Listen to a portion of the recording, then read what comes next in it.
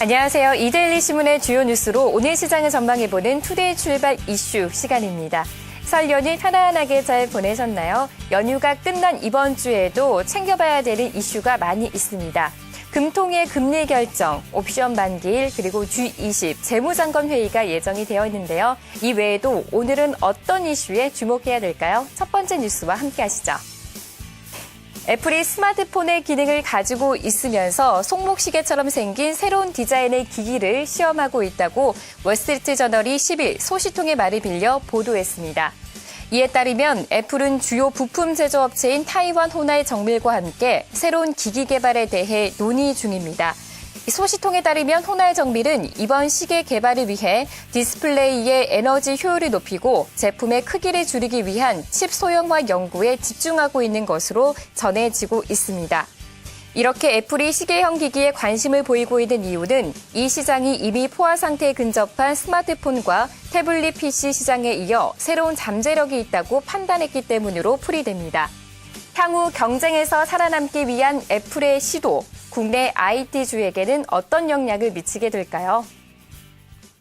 예, 이 이야기 이제 손목 시계형 스마트폰에 대한 이야기는 아이워치라는 닉네임으로 해서 계속 몇 년 동안 루머로 시장에 나왔던 이야기인데 이제 본격적으로 이제 표면화되는 그런 모습인 것 같습니다.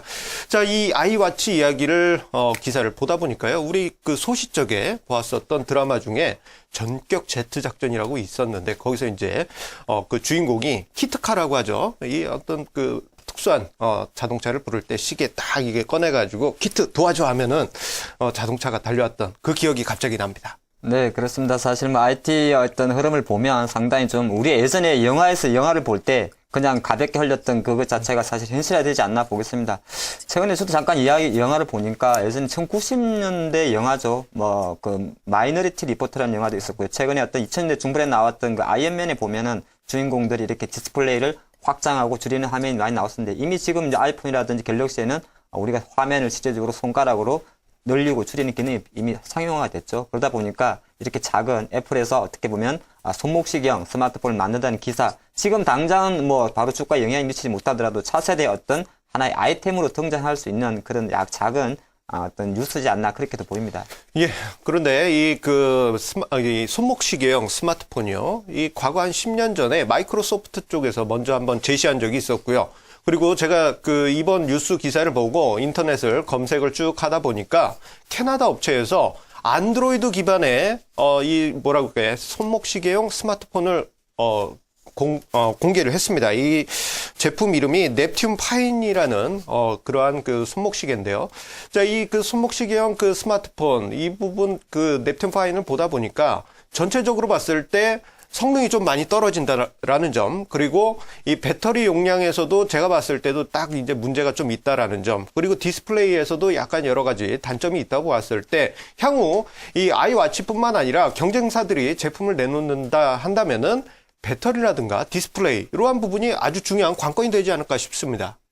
네, 맞습니다. 말씀하신 대로 뭐 아이워치 손목에 차는 스마트폰 우리가 생각하면 상당히 좋아 보입니다만 상당히 앞으로 해결해야 될 문제도 많습니다. 잠깐 좀 생각해 보시면 손목에 찬다는 건 일단 휴대하기는 상당히 편해질 수 있는데 단점은 바로 배터리 성능이 더 강화될 것이고요. 제가 판단한 디스플레이는 크게 중요하지 않을 것 같습니다. 크기를 손목에 켜는데 무조건 키울 수 없죠. 그렇게 봤을 때 손목에 들어가는데 크기는 못 키우고 그 상태에서 약간 부드럽게 들어가야 될 가능성이 있습니다. 그러면 최근에 어떤 IT 쪽에서 나오고 있는 희는 디스플레이나 어떤 희는 기술에 대한 어떤 희는 디스플레이에 대한 기술이 상당히 중요하다 봅니다. 그래서 주가 관점에서 봤을 때는 지금 뭐 그래픽 기술도 마찬가지입니다만 국내 기업들 보면 뭐 FPCB라 그러죠. 연성 PCB 같은 경우는 가장 핵심적인 기술로 떠오를 수가 있고요.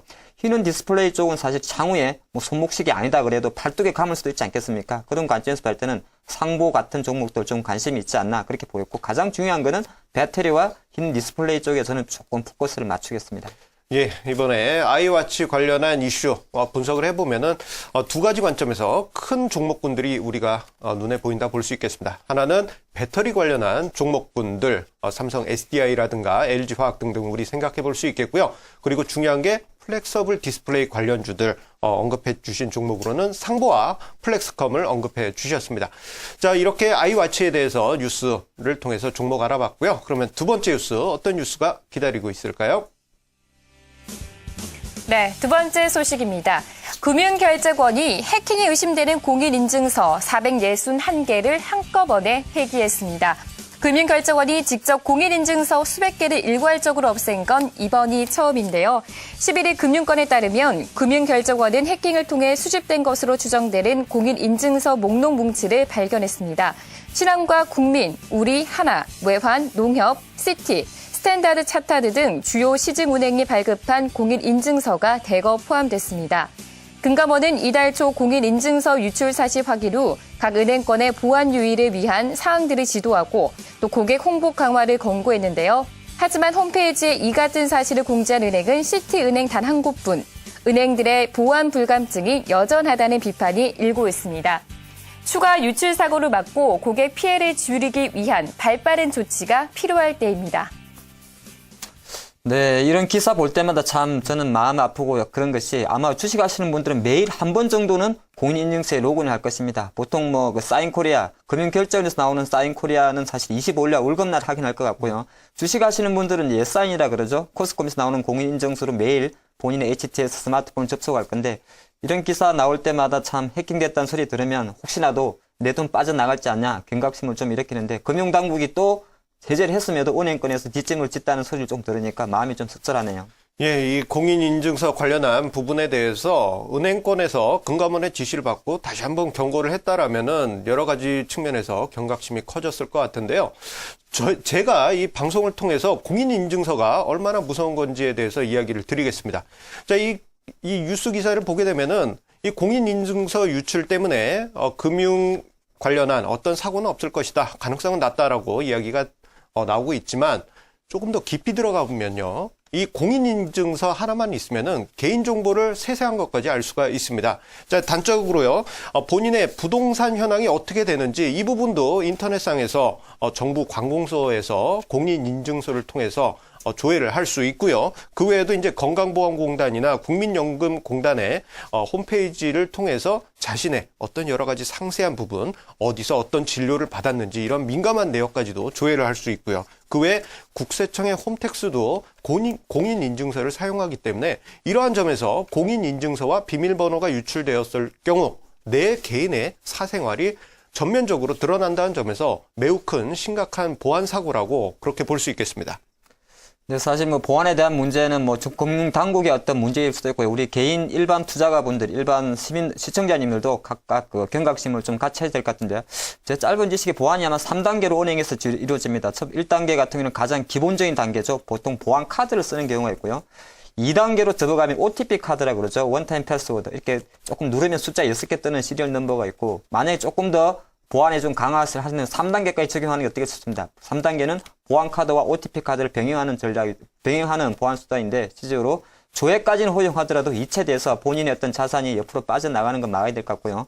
이제 보안에 대한 경각심과 우리 주식 투자 관점에서 보면 역시나 이런 기사 나올 때마다 보안주에 대한 어떤 관심이 좀 나오지 않을까 보겠습니다. 안랩이라든지 이스트소프트, 윈스테크넷 여러 종목 있습니다만은 뭐 저는 윈스테크넷은 종목에 좀 관심 가지시고요.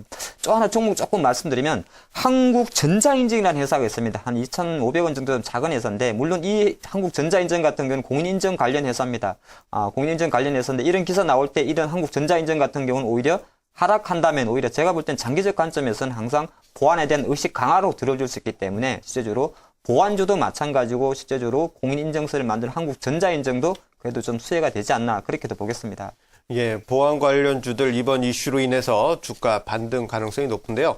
가장 중요한 게 이번에 공인인증서가 유출된 가장 큰 이유가 파밍이라는 새로운 해킹 테크닉이 적용되었기 때문입니다. 따라서 이 보안 관련주들 뉴스 내용 쭉 보시게 되면은 백신을 업데이트해라 이런 얘기도 있는데 관련주들의 수혜가 단발적으로 있을 가능성이 있지 않겠나. 따라서 오늘 장중에 어떤 기술적 반등 내지는 매수세가 몰릴 가능성도 우리가 염두를 해볼 수 있겠습니다.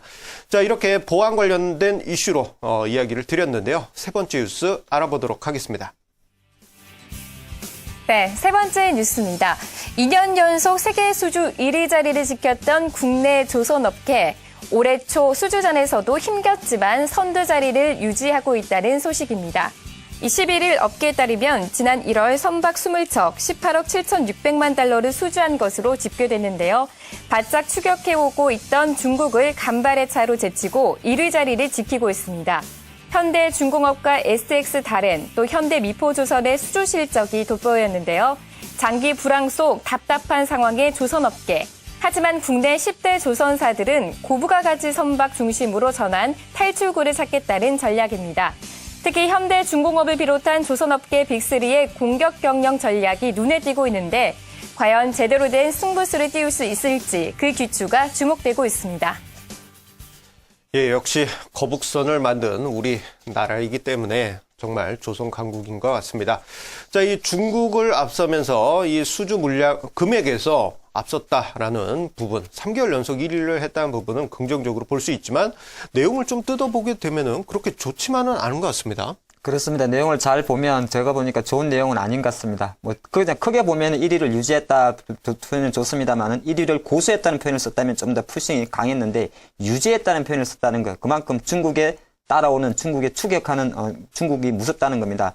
데이터 잠깐 보니까 실제적으로 우리나라가 상반기 동안 18억 7천만 달러를 수주하면서 금액 기준으로 1위를 한 건 맞습니다. 근데 2위 중국은 얼마 했냐 보니까 18억 1,800만 달러 거의 근소하다는 거죠. 근데 조금 중요한 것이 이 기사 내용에 보면 그러니까 배 개수로 치면 우리나라는 한 20개 정도, 중국은 58개입니다. 이 말 자체에서 확인할 수 있는 것이 지금 조선업체도 실제적으로 중국이 물량 공세를 치고 오다 보니까 2012년도, 2011년도도 힘들었다. 2013년도도 지금 상반기에는 1위를 지키고 있습니다만은 저는 유지라는 표현에서 가까스로 언젠가는 잡힐 수도 있지 않겠느냐 이렇게 좀 생각하면서 아직까지 조선업종에 대한 이 기사만으로 역시 우리나라는 조선 세계 최강이야. 맞긴 맞습니다만은 조금 더 지키는 입장에서 조금 불안한 흐름도 있지 않나 그렇게도 보입니다.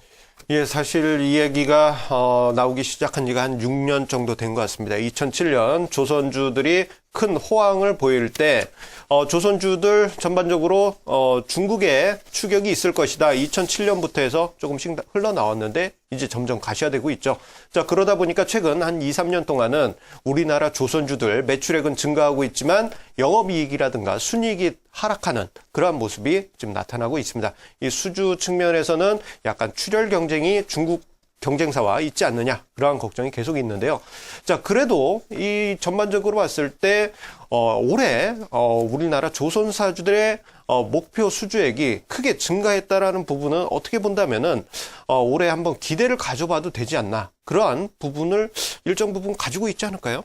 네, 그렇습니다. 사실 뉴스라는 게 부정적으로 볼 건 없고요. 이제 큰 악재라면 악재는 바로 중국산 저가 수주와 유럽 선박 금융의 회복이 언제까지 들어오냐의 가장 큰 키워드로 잡으시면 좋을 것 같고 올해 조선 3사의 목표를 보니까 현대중공업이 한 297억 달러 목표를 하는 것 같습니다. 전년 대비해서 50%, 2012년도 완전 60%도 못했기 때문에 현대중공업 목표치는 상당히 공격적인데 조금 아쉬운 거는 현대중공업은 아직까지 목표 중에서 해양 플랜트 부분이 60만 달러. 그러면 전체 비중에서 20%밖에 안 된다는 겁니다. 그렇기 때문에 현대중공업은 앞으로도 계속적으로 해양 플랜트 부분에서의 좀 화이팅이 필요한 흐름이고요. 삼성중공업은 보면 조금 고무적인 것이 142억 달러 목표하면서 전년 대비해서 35%인데 삼성중공업은 지난해도 목표는 조금 달성이 못했습니다만은 고가라 할 수 있는 드릴식과 LNG 수주가 80%를 넘었기 때문에 조선주 중에서는 탑으로 뽑는다 보는 것이고 마지막으로 보면 대우조선해양의 주가가 상당히 견고하죠. 왜 그랬냐면 대우조선해양만이 유일하게 2012년도에 수주 목표를 달성을 했습니다. 그렇기 때문에 해양 플랜트 부분에서의 강점을 기반으로 조선주를 볼 때는 제가 볼 때 탑 2 종목 정도 삼성중공업과 대우조선해양을 탑으로 잡으시고 현대중공업은 과연 2013년도에 어느 정도 해양 플랜트 부분에서 회복하는 여부가 주가의 어떤 하방 지지력을 확보하는 과정이지 않나 그렇게도 보입니다. 예, 이 조선주를 볼 때는 해양 플랜트의 강자인 조선주들을 보는 것이 중요하겠다. 이 부분을 중요하게 이야기해 주셨는데요. 자, 건설업체 이야기할 때 중동의 수주를 많이 따는 건설주들이 중요하다라는 것처럼 이 조선주들 접근하실 때 해양 플랜트의 강점이 있는 삼성중공업과 대우조선해양이 상대적인 강세 흐름이 있을 가능성이 크다라는 점 우리가 눈여겨봐야 되겠습니다. 그리고 중요한 부분은 지금 현재 주가 위치가 저평가된 구간에 있는 것은 사실입니다만 4분기, 작년 4분기에 적자 규모가 발생한 종목들이 많다는 점에서 마치 계륵과 같은 상황이라는 점 우리가 투자를 할 때 염두를 해야 될 중요한 포인트가 아닌가 생각이 됩니다. 네, 오늘도 세 가지 뉴스 다 살펴봤습니다. IT 부품주, 여기에다가 보안 관련주까지 오늘 눈여겨보시면 좋을 것 같습니다. 계속해서 주식시장 중계석과 함께 하시면서 오늘도 성공 투자하세요. 지금까지 김민주였습니다.